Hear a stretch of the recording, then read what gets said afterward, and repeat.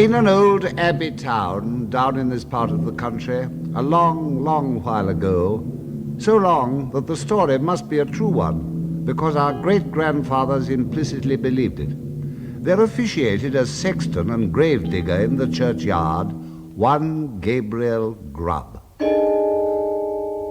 Gabriel Grubb was an ill-conditioned, cross-grained, surly fellow, a morose and lonely man who consorted with nobody but himself and an old wicker bottle which fitted into his large, deep waistcoat pocket.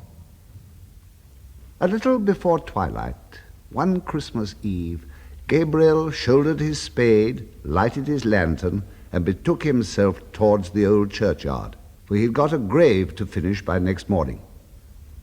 As he went his way up the ancient street, he saw the cheerful light of the blazing fires gleam through the old casements, and heard the loud laugh and the cheerful shouts of those who were assembled around him.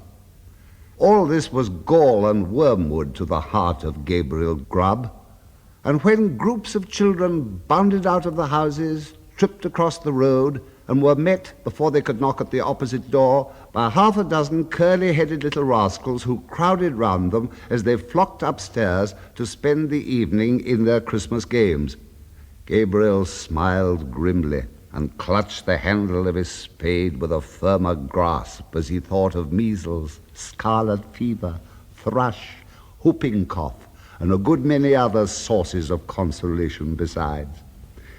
In this happy frame of mind, Gabriel strode along, until he turned into the dark lane which led to the churchyard. Now, Gabriel had been looking forward to reaching the dark lane, because it was, generally speaking, a nice, gloomy, mournful place, in which the townspeople didn't much care to go, except in broad daylight, and when the sun was shining.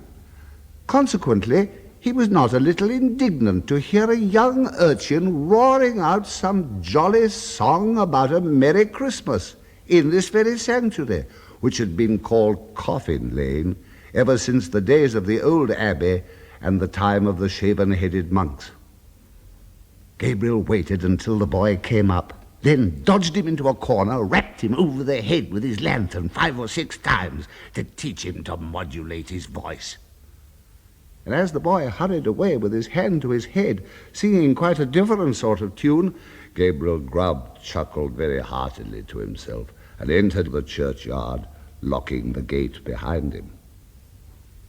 He took off his coat, put down his lantern, and getting into the unfinished grave, worked at it for an hour or so with a right good will.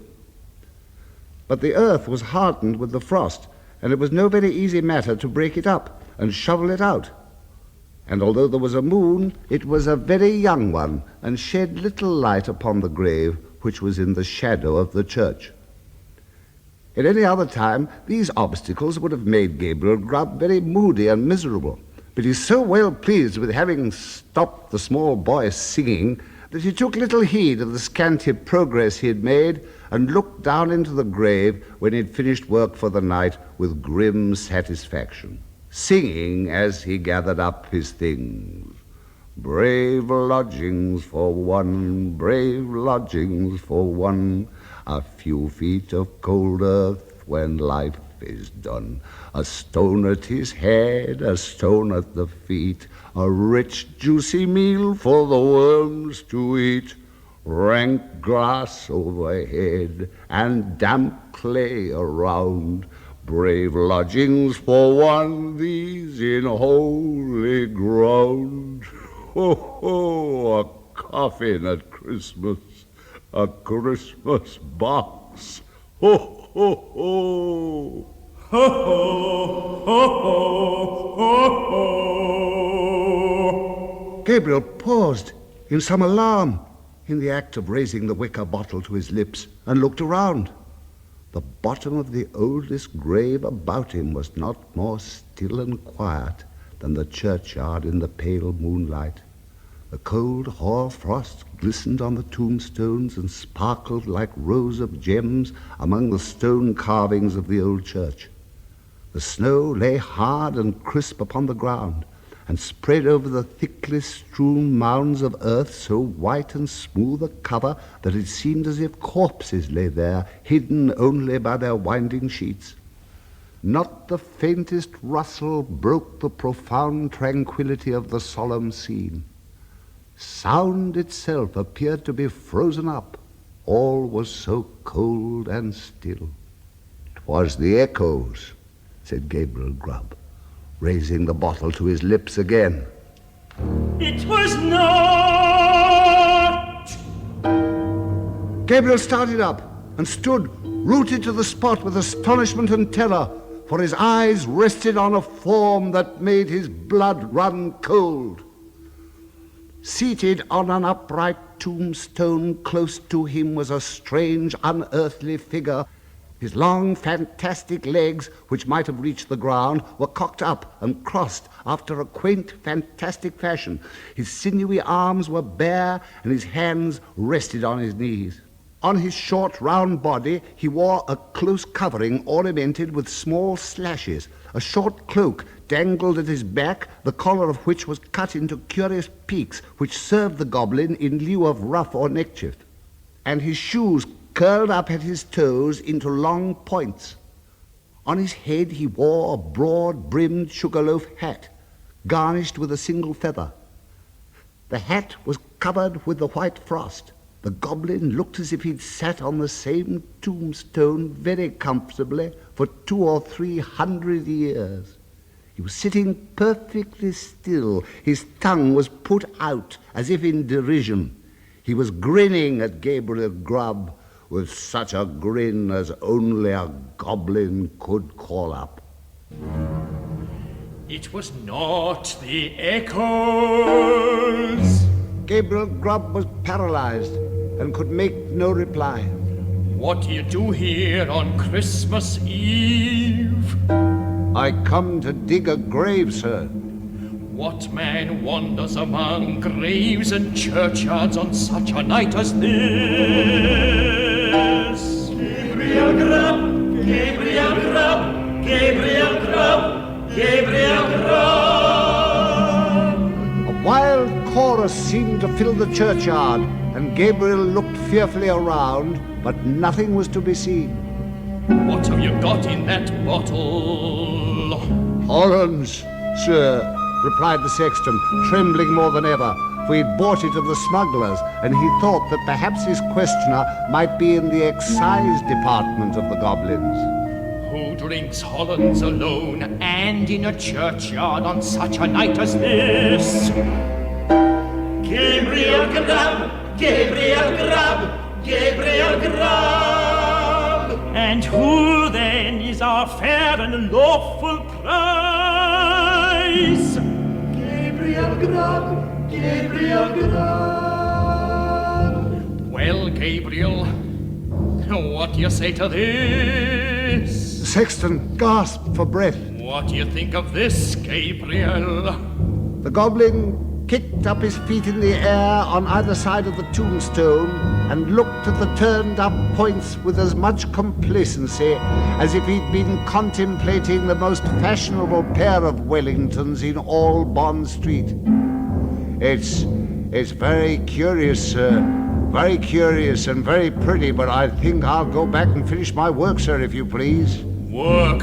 What work?" "The grave, sir, making the grave." "Oh, the grave, eh? Who makes graves at a time when all other men are merry and takes a pleasure in it?" "Gabriel Grubb, Gabriel Grubb, I'm afraid my friends want you." "Gabriel, Gabriel, I'm afraid my friends want you." "They don't know me, sir. I don't think the gentlemen have ever seen me, sir." "Yes, they have. We know the man with a sulky face and grim scowl who struck the boy tonight because the boy could be merry and he could not." "We know him, we know him, we know him, we know him."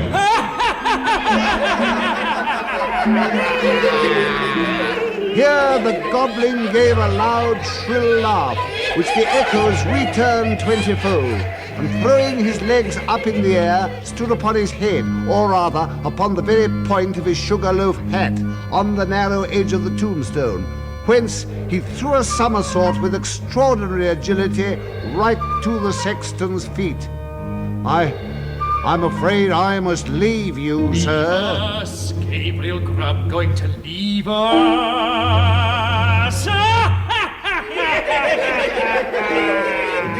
As the goblin laughed, the sexton observed for one instant a brilliant illumination within the windows of the church, as if the whole building were lighted up. It disappeared. The organ pealed forth a lively air, and whole troops of goblins, the very counterpart of the first one, poured into the churchyard and began playing at leapfrog with the tombstones, never stopping for an instant to take breath, but overing the highest among them, one after the other, with the most marvelous dexterity. The first goblin was the most astonishing leaper, and none of the others could come near him. Even in the extremity of his terror, the sexton could not help observing that while his friends were content to leap over common-sized gravestones, the first one took the family vaults, iron railings and all, with as much ease as if there'd been so many street posts. At last the game reached a most exciting pitch. The organ played quicker and quicker. The goblins leapt faster and faster, coiling themselves up, rolling head over heels upon the ground, and bounding over the tombstones like footballs. The sexton's brain whirled round with the rapidity of the motion he beheld, and his legs reeled beneath him as the spirits flew before his eyes. When the goblin king, suddenly darting towards him, laid his hand upon his collar and sank with him through the earth.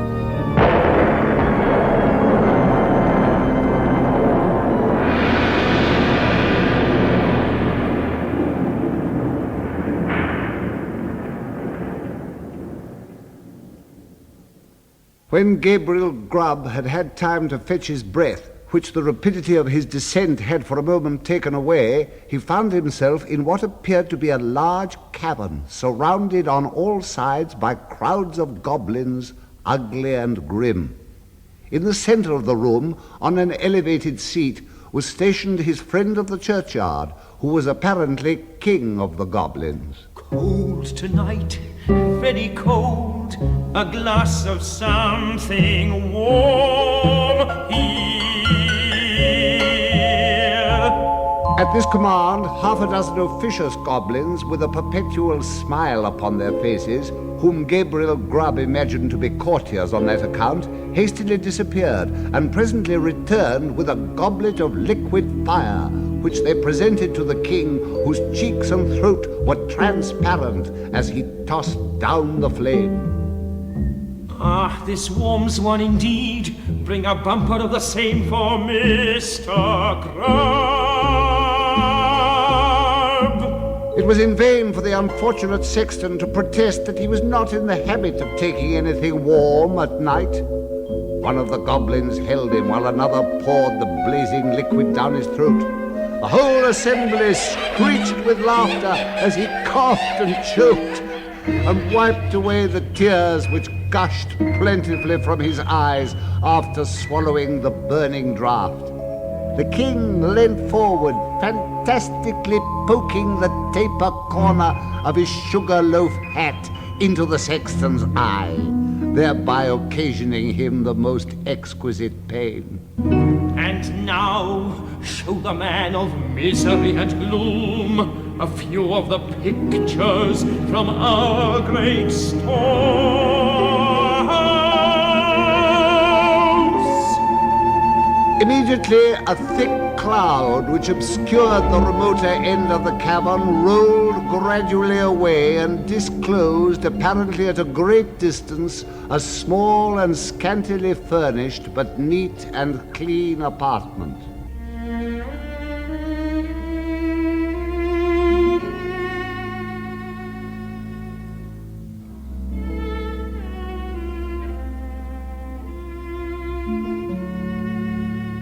A crowd of little children were gathered round a bright fire, clinging to their mother's gown and gambolling around her chair.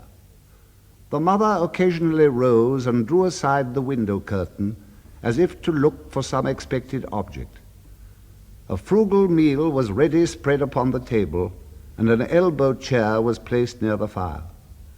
A knock was heard at the door. The mother opened it, and the children crowded round her and clapped their hands for joy as their father entered.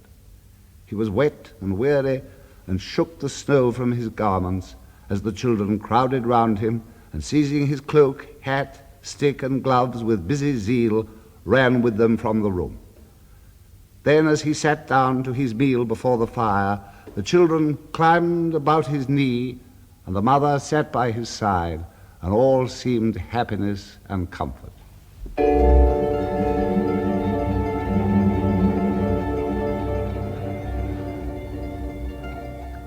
But a change came upon the view, almost imperceptibly, and the scene was altered to a small bedroom. Here the fairest and youngest child lay dying. The roses had fled from his cheek and the light from his eye, and even as the sexton looked upon him with an interest he had never felt or known before, he died. His young brothers and sisters crowded round his little bed and seized his tiny hand so cold and heavy, but they shrank back from its touch and looked with awe on his infant face, for calm and tranquil as it was, and sleeping in rest and peace, as the beautiful child seemed to be, they saw that he was dead. And they knew that he was an angel looking down upon and blessing them from a bright and happy heaven.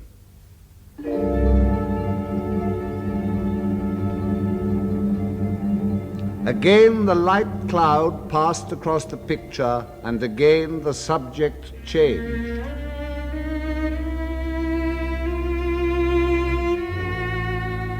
The father and mother were old and helpless now, and the number of those about them was diminished more than half. But content and cheerfulness sat on every face and beamed in every eye as they crowded round the fireside and told and listened to old stories of earlier and bygone days. Slowly and peacefully, the father sank into the grave, and soon after, the sharer of all his cares and troubles followed him to a place of rest. The few who yet survived them knelt by their tomb and watered the green turf which covered it with their tears, then rose and turned away, sadly and mournfully, but not with bitter cries or despairing lamentations, for they knew that they one day should meet again. The cloud settled upon the picture and concealed it from the sexton's view. What do you think of that? It's very pretty. You miserable man, you. The goblin appeared disposed to add more, but indignation choked his utterance, so he lifted up one of his very pliable legs and, flourishing it above his head a little to ensure his aim, administered a good sound kick to Gabriel Grubb, immediately after which all the goblins in waiting crowded round the wretched sexton and kicked him without mercy, according to the established and invariable custom of courtiers upon earth, who kick whom royalty kicks and hug whom royalty hugs. Show him some more.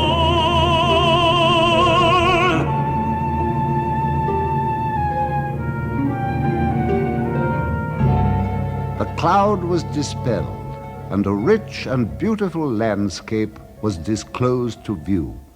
There's just such another, to this day, within half a mile of the old abbey town. The sun shone from out the clear blue sky.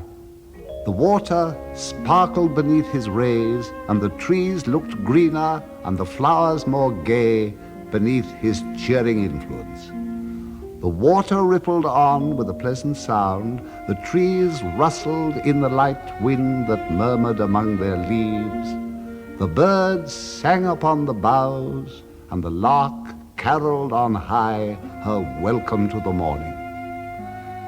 Yes, it was morning, the bright, balmy morning of summer. The minutest leaf, the smallest blade of grass was instinct with life. The ant crept forth to her daily toil, the butterfly fluttered and basked in the warm rays of the sun. Myriads of insects spread their transparent wings and reveled in their brief but happy existence. Man walked forth, elated with the scene, and all was brightness and splendor. You miserable man! Again the king of the goblins gave his leg a flourish, and again it descended on the shoulders of the sexton, and again the attendant goblins imitated the example of their chief. Many a time the cloud went and came, and many a lesson it taught to Gabriel, who, although his shoulders smarted with pain from the frequent application of the goblin's feet, looked on with an interest that nothing could diminish. He saw that men who worked hard and earned their scanty bread with lives of labor were cheerful and happy, and that to the most ignorant, the sweet face of nature was a never-failing source of cheerfulness and joy. He saw that women, the tenderest and most fragile of all God's creatures, were the oftenest superior to sorrow, adversity, and distress. He saw that it was because they bore in their own hearts an inexhaustible wellspring of affection and devotion. Above all, he saw that men like himself, who snarled at the mirth and cheerfulness of others, were the foulest weeds on the fair surface of the earth. And setting all the good of the world against the evil, he came to the conclusion that it was a very decent and respectable sort of world after all.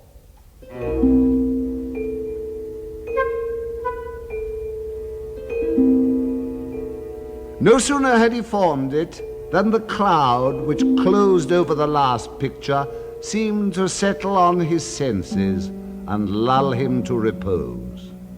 One by one, the goblins faded from his sight, and as the last one disappeared, he sunk to sleep.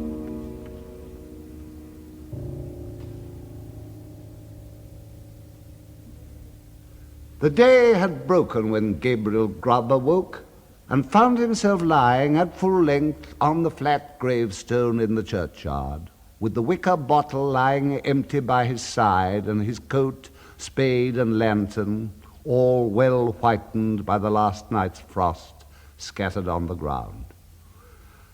The stone on which he had first seen the goblin seated stood bolt upright before him, and the grave at which he had worked the night before was not far off.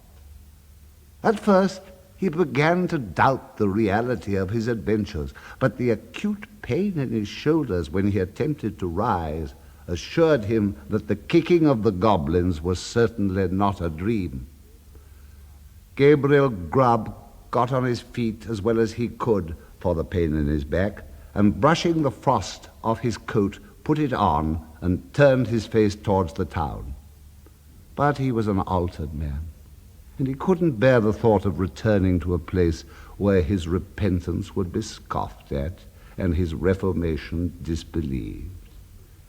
He hesitated for a few moments and then turned away to wonder where he might and seek his bread elsewhere. There were a great many speculations about the sexton's fate at first, but it was speedily determined that he'd been carried away by the goblins, and there were not wanting some very credible witnesses who had distinctly seen him whisked through the air on the back of a chestnut horse, blind of one eye, with the hind quarters of a lion and the tail of a bear. At length all this was devoutly believed, and the new sexton used to exhibit to the curious for a trifling emolument a good-sized piece of the church weathercock which had been accidentally kicked off by the aforesaid horse in his aerial flight and picked up by himself in the churchyard. Unfortunately, these stories were somewhat disturbed by the unlooked-for reappearance of Gabriel Grubb himself some 10 years afterwards, a ragged, contented, rheumatic old man. He told his story to the clergyman and also to the mayor, and in the course of time it began to be received as a matter of history, in which form it has continued down to this very day. The believers in the weathercock tale, having misplaced their confidence once, were not easily prevailed upon to part with it again. So they looked as wise as they could, shrugged their shoulders, touched their foreheads, and murmured something about Gabriel Grubb having drunk all the Hollands and then fallen asleep on the flat tombstone, and they affected to explain what he supposed he had witnessed in the goblin's cavern by saying that he'd seen the world and grown wiser. But this opinion, which was by no means a popular one at any time, gradually died off. And be the matter how it may, as Gabriel Grubb was afflicted with rheumatism to the end of his days, this story has at least one moral, if it teach no better one. And that is that if a man turn sulky and drink by himself at Christmas time, he may make up his mind to be not a bit the better for it. Let the spirits be never so good, or let them be even as many degrees beyond proof, as those which Gabriel Grubb saw in the Goblin's cavern.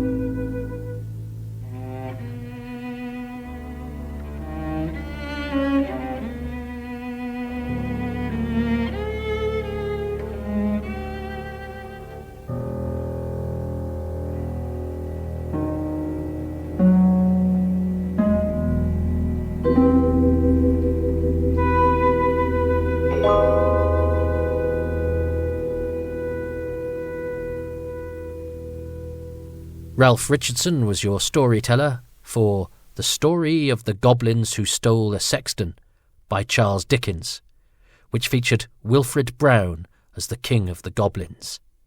The music was composed and conducted by Christopher Whelan, and the Goblins were performed by the Ambrosian Singers. It was adapted and produced by Charles LaFoe.